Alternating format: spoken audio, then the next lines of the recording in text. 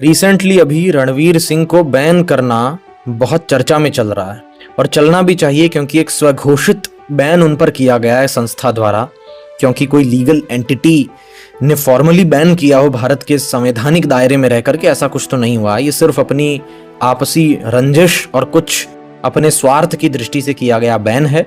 और लोग ये भी कयास लगा रहे हैं, जो मुझे बहुत लॉजिकल भी लग रहा है, कि धुरंधर मूवी में काम करने के कारण जिसने हमारे कुछ पड़ोसियों को खास चोट पहुंचाई है, उस वजह से रणवीर सिंह को बैन किया जा रहा है।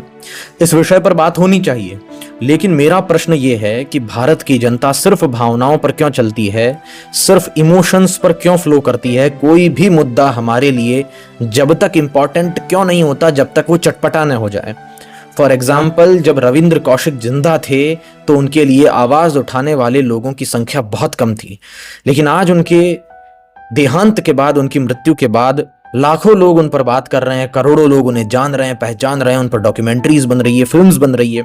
एक फिल्म बनने पर, एक भावनात्मक सैलाब आने पर, जो बहुत जरूरी है हमारी देश की जागृति के लिए, उस पर हम बहुत भीड़ इकट्ठी कर लेते हैं। लेकिन जब 2016 से कुलभूषण जाधव जी, जो कि एक भारतीय नागरिक हैं, सिटीजन हैं इंडिया के, उन्हें पाकिस्तान में प्रेजेंट करके रखा गया है, उन पर अब तक कोई ऐसा बवाल खड़ा क्यों नहीं हो रहा है। बवाल खड़ा होने के लिए हमने ये शर्त क्यों रख रखी है कि कोई मृत्यु को प्राप्त होगा, उसके बाद उस पर फिल्म बनेगी और तभी हमारी जागृति उस पर इमोशन और पॉपकॉर्न के रूप में जागेगी।